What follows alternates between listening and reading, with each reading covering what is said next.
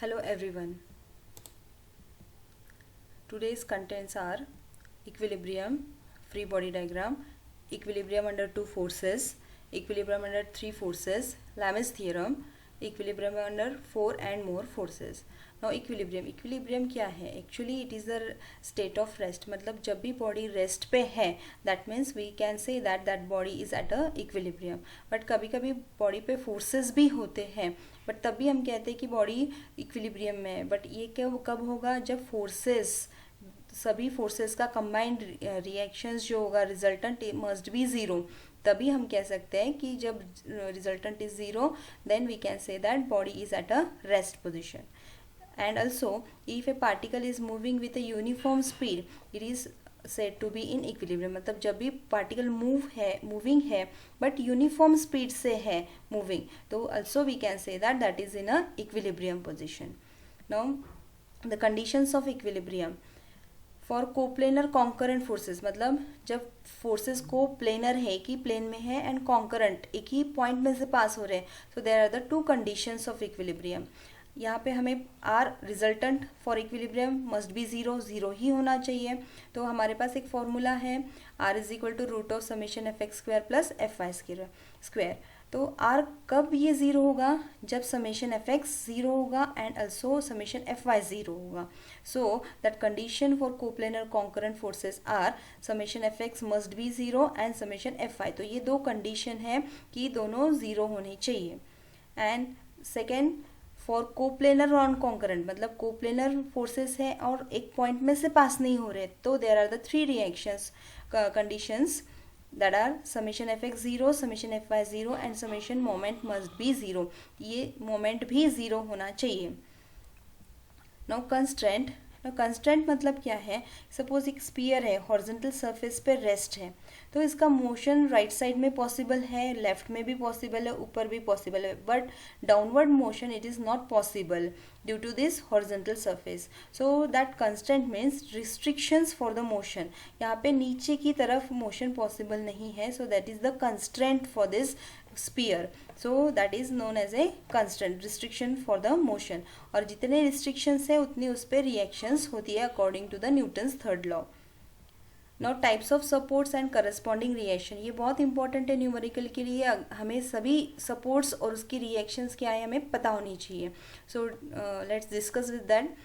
Roller symbol is like this, और उस पर रिएक्शंस होती है perpendicular reactions towards the surface. यहाँ पे दोनों सरफेस हॉरिजॉन्टल है, इसलिए रिएक्शंस वर्टिकल है और सरफेस की तरफ है, direction is towards the surface. Smooth surface, यहाँ पे surface, this is a smooth surface, symbol is like this, and one reaction and also that reaction is perpendicular to the surface towards the surface. Rough surface, symbol is like this, यहाँ पे दो reactions है, one vertical one horizontal. Smooth pin और hinge के लिए symbol is like this, two reaction, one vertical and one horizontal reaction. Now flexible cord, rope, cable इस type के अगर है तो सिंबल इस टाइप से है उसका, और वन रिएक्शन. एंड रिएक्शन हम अगर यहाँ पे देखें तो केबल का एंगल हॉरिजॉन्टल के साथ थीटा है, तो यहाँ पे रिएक्शन का भी एंगल थीटा ही है हॉरिजॉन्टल के साथ, and that reaction is away from that body. यहाँ पे अवे फ्रॉम द बॉडी है, तो ये चीज़ हमें यहाँ पे ध्यान रखनी है. नाउ फिक्स सपोर्ट, सिंबल इस टाइप से है, यहाँ पे दो रिएक्शंस है, one vertical one horizontal and one moment है, तो यहाँ पे two reactions and one moment. Smooth pin in slot, one reaction away from the surface. A sliding collar, one reactions toward the surface. Ball and socket, symbol is like this and three reactions like this. Now free body and free body diagram. Free body क्या है? एक isolated body है कि हमने surface से detach की है, imagine की है कि वो स्पेस में है, that is known as a free body. And free body diagram, उस बॉडी पे जो नोन और अननोन फोर्सेस है वो सारे हमने शो किए हैं, that is known as a free body diagram. For example, suppose this is a sphere resting on a horizontal surface, तो इसको हमने फ्री बॉडी निकाली, मतलब हमने डिटैच किया सरफेस से like this. This is the free body and show all the forces on that body. तो यहाँ पे एक वेट है, weight W is equal to mg and यहाँ पे कंस्टेंट की वजह से स्मूथ सरफेस पे one reaction, that is reaction, यहाँ पे सरफेस हॉरिजेंटल है, reaction is perpendicular to the surface मतलब वर्टिकल है and towards the surface. So this is the free body diagram. Again suppose इस टाइप से स्पीयर रेस्ट है vertical and one inclined surface पे, तो इसकी free body diagram wait vertically downward होगा. यहाँ पे सरफेस ए पॉइंट पे हॉरिजॉन्टल वर्टिकल सरफेस है तो reaction is horizontal perpendicular to the surface, यहाँ पे हम इस टाइप से शो करेंगे. एंड वन रिएक्शन, यहाँ पे जो रिएक्शन है स्मूथ सरफेस के लिए परपेंडिकुलर रिएक्शंस लगेगी, that reaction perpendicular to the surface. यहाँ पे थीटा है, ये 90 है, तो this angle must be 90 minus theta. ये हमेशा याद रखो, हमें फ्री बॉडी डायग्राम में ये एंगल हॉरिजॉन्टल के साथ इस रिएक्शन का एंगल हमें निकालना है, इस टाइप से हमें यहाँ पे शो करना है. तो इसी टाइप से हम बाकी के भी एंगल्स निकालेंगे. नाउ यहाँ पे hinge support, one roller support. Hinge के लिए two reaction, one vertical one horizontal, and यहाँ पे रोलर के लिए again one perpendicular reaction to the surface. तो यहाँ पे स्मूथ सरफेस इंक्लाइंड होगी reaction but perpendicular to the surface, again 90 यहाँ पे होगा एंगल, ये theta, and that must be horizontal के साथ 90 माइनस थीटा. नाउ इस टाइप से अगर ये डायग्राम है तो कॉर्ड के लिए one reaction away from the surface like this, जो एंगल इसका है उसी डायरेक्शन में ये रिएक्शन होगी, weight vertically downward. Again smooth surface के लिए one reaction towards the perpendicular to the surface, ये theta 90 minus theta. So this is the free body diagram. Show all the forces, ये सारे हमने forces away from the point बता दिए हैं. तो this is the free body diagram of this. अगर fix support है तो फिक्स के लिए टू रिएक्शंस वन मोमेंट, तो free body diagram weight as it is आएगा, एक हॉरिजॉन्टल एक वर्टिकल रिएक्शन एक मोमेंट. नाउ अगर रॉड सिंपली वर्टिकल और हॉरिजॉन्टल पे सरफेस पे रेस्ट है तो इसकी डायग्राम वेट एग्जैक्टली सेंटर पे एक्ट होगा vertically downward. A point horizontal surface है तो यहाँ पे vertical reaction towards the surface, and B point पे वर्टिकल सरफेस है इसलिए horizontal reaction to the that perpendicular to the surface. Now ये यहाँ पे इस दो डायग्राम में चेंज क्या है, बी पॉइंट को अगर हम ऑब्जर्व करेंगे तो यहाँ पे B point is a corner, तो कॉर्नर अगर है तो वहाँ पे हमें reaction perpendicular to the rod बतानी है. हमने यहाँ पे कैसे बताई, परपेंडिकुलर टू दिस सरफेस, मतलब यहाँ पे वर्टिकल था सरफेस इसलिए हमने हॉरिजॉन्टल रिएक्शन बताई. यहाँ पे रॉड अगर कॉर्नर पे रेस्ट है तो वहाँ पे हमें परपेंडिकुलर टू द रॉड बताना है, ये हमें ध्यान में रखना है. No equilibrium under two forces, जब भी दो फोर्सेस है इक्विलिब्रियम मतलब क्या है, हमें ये ध्यान में रखना है कि आर मस्ट बी ज़ीरो, तो आर हमेशा ज़ीरो होना चाहिए.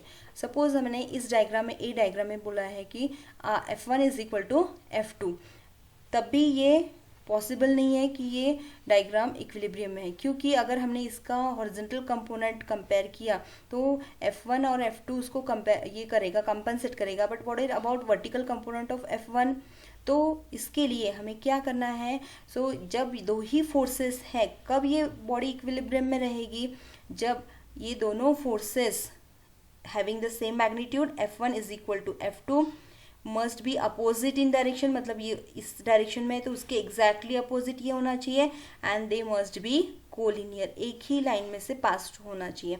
तभी हम कह सकते हैं कि this body under equilibrium for the two forces.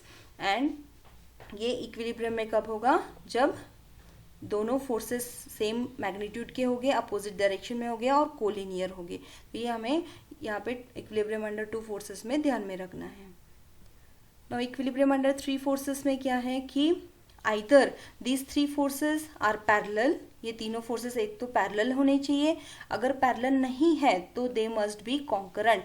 Concurrent का मतलब क्या है कि एक ही पॉइंट में से पास होके, तो वो पॉइंट हमें कैसे फाइंड आउट करेंगे, कॉन्करेंसी पॉइंट. सपोज दो फोर्सेस यहाँ पे हम लेते हैं, एज्यूम करते हैं कि F1 एंड F3 ये उसकी डायरेक्शन हमें ये दो फोर्सेस की नोन है, तो हम दोनों का इंटरसेक्शन पॉइंट हम निकाल सकते हैं, let that point is A. And to satisfy the condition summation m is equal to 0, तो F2 इसी पॉइंट में से पास होना चाहिए, तो उसी पॉइंट में से पास होगा तभी हम कह सकते हैं ये कॉन्करेंट है. तो ये equilibrium under three forces, these three forces either that are the parallel और मस्ट बी कॉन्करेंट, और कॉन्करेंसी पॉइंट हम इस तरह से फाइंड आउट कर सकते हैं। नो यहाँ पे इस डायग्राम में 3 फोर्सेस हैं। यहाँ पे P फोर्स, रोलर के लिए 1 force perpendicular to the surface, and यहाँ पे एक रिएक्शन, हिंज की 2 रिएक्शंस की एक रिजल्टेंट RB। सो ये P फोर्स हमें नोन है, हॉरिजॉन्टल है, एंड RC का हम कॉन्करेंस पॉइंट फाइंड आउट कर सकते हैं D, एंड इसी पॉइंट में से ये सेटिस्फाई होने के लिए RB must be passing through that point of concurrency of that previous 2 known forces. Now Lam's theorem. This is the very important to solve the numericals. What is say statement?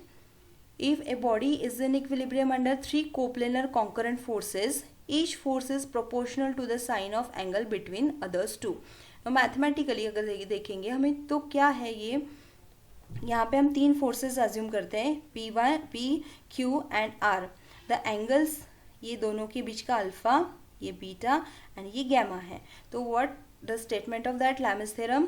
P upon sine of alpha, मतलब 2 forces जो है opposite वाले 2 forces, उन दोनों के बीच का angle, उसका sine, Q upon sine beta, Q upon sine beta and R upon sine gamma. So ये हमें प्रूव करना है ना। अभी हम देखते हैं कि सपोज अज्यूम एक पॉइंट पे P एंड Q ही दो ही फोर्सेस हैं, तो दोनों का एक रिजल्टेंट होगा। Let that resultant is R1। अभी ये रिजल्टेंट है R1, ये दोनों का है P एंड Q। तो अभी इस पॉइंट पे R1 and R 2 he forces हैं। R1 is the resultant of P and Q and R force.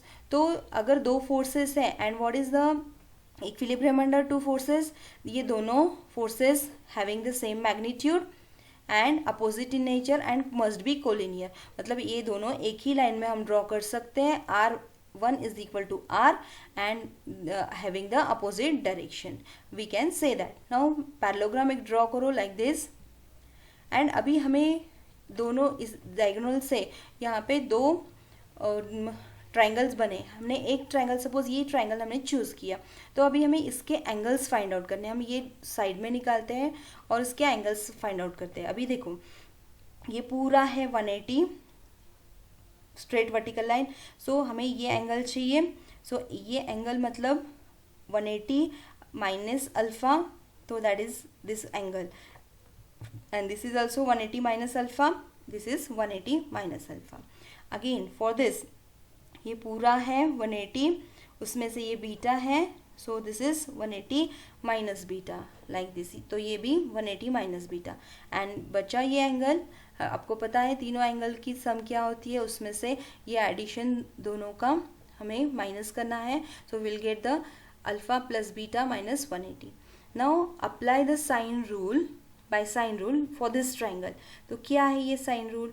So now by sine rule P upon sine of 180 minus alpha, Q upon sine 180 minus beta and R upon alpha plus beta minus 180. So यहाँ पे कि now by sine rule in this triangle, so 180 minus alpha मतलब क्या है? That is sine alpha. Q upon 180 minus beta, that is sine beta, and alpha plus beta is equal to क्या है? alpha plus beta plus gamma is equal to 360। हमें alpha plus beta चाहिए, तो equal ये gamma इसको इस side में लेके आओ, तो इस दोनों को हमें रिप्लेस करना है 360 माइनस गैमा से। तो again 360 minus 180 is equal to 180 minus gamma, again sine 180 minus gamma is sine gamma. तो ये हमारा लैमिस थ्योरम का प्रूफ है। तो ये भी प्रूफ भी पूछ सकते हैं आपको एग्जाम में। Now equilibrium under 4 and more forces, 4 और उससे ज़्यादा अगर फोर्सेस है तो कंडीशंस क्या है उसकी?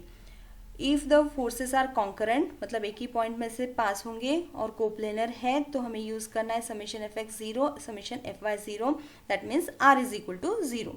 ये 2 कंडीशंस हमें यूज़ करनी है। And if the forces are non concurrent, एक पॉइंट में से पास नहीं हो रही है, तो हमें यूज़ करने हैं summation fx 0 summation fy 0 end moment 0। जो इक्विलिब्रियम की कंडीशंस है वही हमें यूज़ करनी है। समरी अभी हमने क्या क्या देखा है? इक्विलिब्रियम देखा, what is that equilibrium, free body diagram देखी, इक्विलिब्रियम के दो, इक्विलिब्रियम अंडर 2 फोर्सेस देखे कंडीशंस, इक्विलिब्रियम अंडर 3 फोर्सेस देखे, लैमिस थ्योरम देखा, बहुत इंपॉर्टेंट है ये, और equilibrium under 4 and more forces. तो ये है हमारा टुडेज डिस्कशन। इसके बाद हम इसके न्यूमेरिकल्स देखेंगे। Thank you.